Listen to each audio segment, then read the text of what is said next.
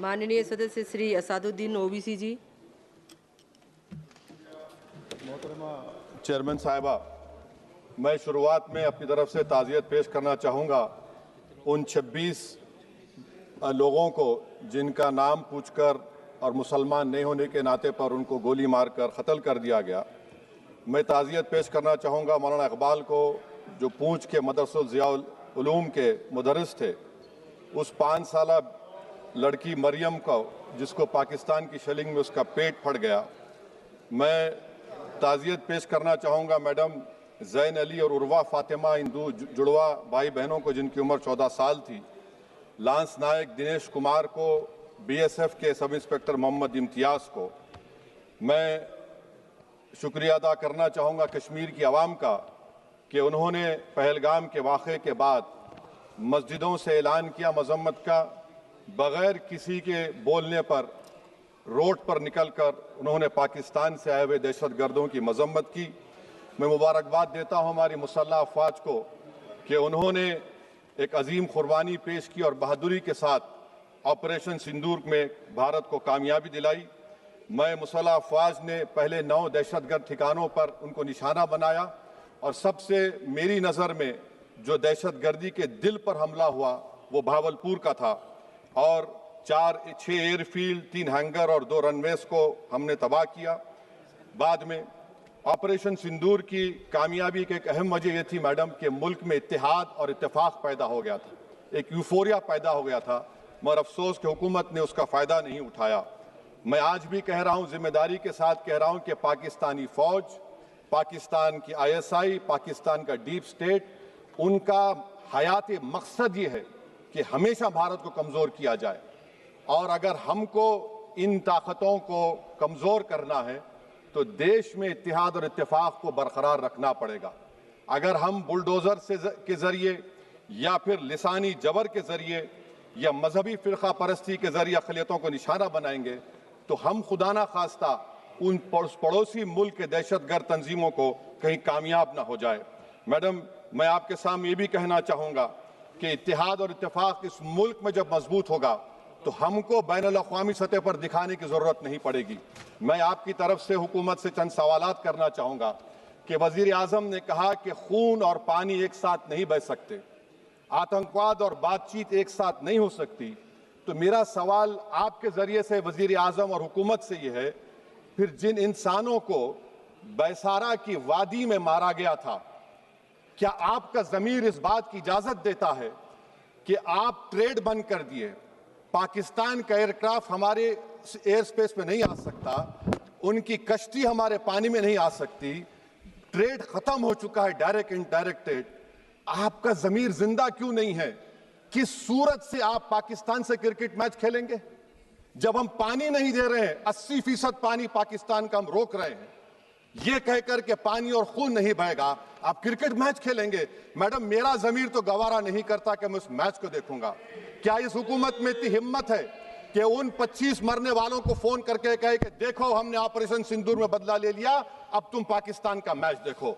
बड़ी अफसोस की बात है मैडम, अकाउंटेबिलिटी किस पर है? पहलगाम किसने किया? 7.5 लाख हमारी फौज और सेंट्रल पैरामिलिट्री फोर्स है, ये कहां से 4 चूहे घुसकर हमारे भारत के नागरिक को मारे? अकाउंटेबिलिटी किस पर फिक्स होगी? LG पर फिक्स होगी तो LG को बरतरफ करिए, IB पर आती है तो एक्शन लीजिए, पुलिस पर आती है तो एक्शन लीजिए, मगर आप ये समझ रहे हैं कि ऑपरेशन कर दिया और हम खामोश लोग भूल जाएंगे। अकाउंटेबिलिटी फिक्स करना पड़ेगा। मैडम, डिटरेंस आपकी क्या है? आपने सर्जिकल स्ट्राइक किया, आपने बालाकोट किया, फिर ये पहलगाम हुआ, तो आपकी डिटरेंस की पॉलिसी नाकाम साबित हुई, कश्मीर की पॉलिसी नाकाम साबित हुई, 370 हटा दिया आपने एक रियासत को यूटी बना दिया और उसके बावजूद भी दहशतगर्द वहां पर पहुंच गए। तो और अफसोस मुझे इस बात का होता है मैडम कि पाकिस्तान को हम जानते हैं, पाकिस्तान और इजराइल इस पूरी दुनिया में एक फेल्ड स्टेट है और पाकिस्तान के आर्मी चीफ को, जिससे हमारे स्ट्रेटेजिक रिलेशनशिप है, जिसको अपना दोस्त कहते हैं, उस देश का प्रेसिडेंट उस शख्स को बुलाकर खाना खिलाता है अपने साथ जिसके भाषण से हमारे लोग मारे गए थे। तो क्या आपकी खारजा पॉलिसी कामयाब हुई? आप देख लीजिए। अच्छा, हमारे देश में एक ऐसी तंजीम है जिसका वजूद नफरत की बुनियाद पर और मजहबी अज़बियत को फैलाने के लिए बनाया गया। उनको तकलीफ है सेकुलरिज्म से, सोशलिज्म से, मगर हमारे संविधान के प्रियम्बल में लफ्ज सॉवरेन है। सॉवरेन का मतलब यह है कि हम खुद मुख्तार हैं, हम हाकिम आला हैं, हम अपने मुल्क के मुकद्दर का फैसला करेंगे। एक गोरा व्हाइट हाउस में बैठकर भारत की सीज फायर का ऐलान करेगा? यह आपका नेशनलिज्म है। अफसोस होता है मुझे सर। मैडम मैं आपसे पूछना चाह रहा हूं कि अगर एक चचा सैम ऐलान कर रहे हैं तो हमारी फौज पर क्या असर पड़ा होगा? हमारे उन पायलटों पर क्या असर पड़ेगा जो नहीं मालूम कितनी ऊपर आसमानों पर भारत की हिफाजत कर रहे हैं? वो नेवी का सिपाही जो समंदर में खड़ा हुआ है, उसको यह नहीं मालूम हो रहा है कि मेरा प्रधानमंत्री ऐलान नहीं किया, एक गोरे ने ऐलान किया। बड़ा ये आपके कैसा होगा ये? मैडम मेरा सवाल हुकूमत से यह भी है कि हम कोई एडवर्सेरियल कंट्री नहीं है अमेरिका के लिए, हम दोस्त हैं, स्ट्रेटेजिक रिलेशनशिप है। क्या क्या एग्रीमेंट हमने साइन नहीं किया, तो क्या ये दोस्ती निभा रहे हैं? मैडम मैं हिस्टोरिकल एग्जांपल दे रहा हूं, क्रुश्चेव और टीटो। क्रुश्चेव ने दबाव डाला, टीटो ने कहा मैं नहीं मानता, मैं नैम ज्वाइन करूंगा।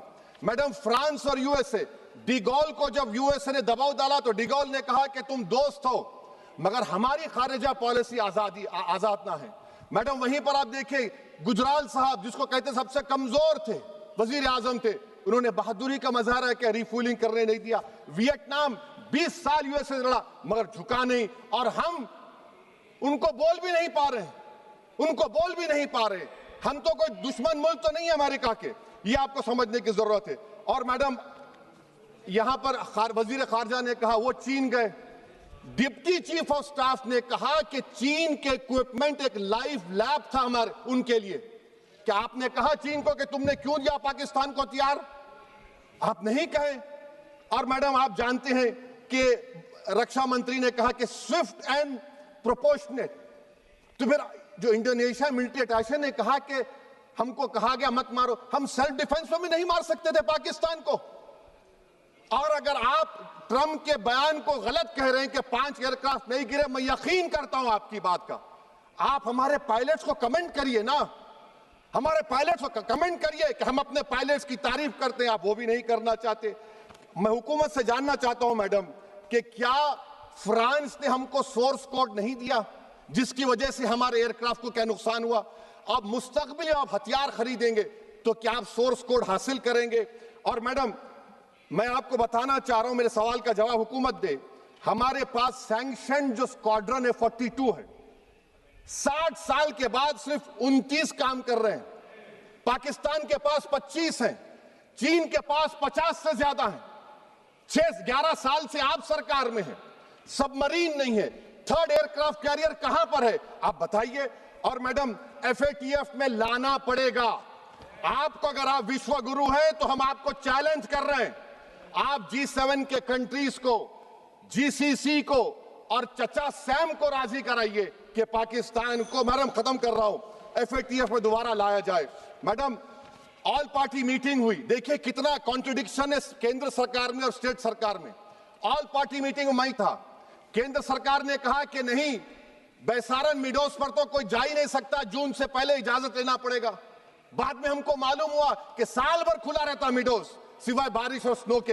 ये कॉन्ट्रडिक्शन है केंद्र सरकार में। वहां पे मैं हुकूमत से मुतालबा करता हूं मैडम आपके जरिए से कि कौमी सिक्योरिटी को, नेशनल सिक्योरिटी को, खारिजा पॉलिसी को, फॉरेन पॉलिसी को राजनीति का मुद्दा मत बनाइए, राजनीति का मुद्दा मत बनाइए। ये हमारे मुल्क में मुफाद होगा, हमारे मुल्क के इत्तेहाद और एकजुटती को आप एक वोट का जरिया मत बनाइए।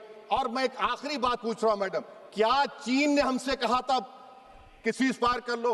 और कैसे पाकिस्तान ने हमारे पायलट्स की बातों को सुना कि हमारा कम्युनिकेशन एनक्रिप्ट नहीं है? मैडम आखिर में मैं अपने शेर से इस अपनी बात को खत्म करूंगा कि अपने ही हाथों से सर अपना कटाना है हमें, मादर हिंद पे भेंट चढ़ाना है हमें। किस तरह मरते हैं एहरारे वतन भारत पर, ये तमाशा है जो दुनिया को दिखाना है हमें।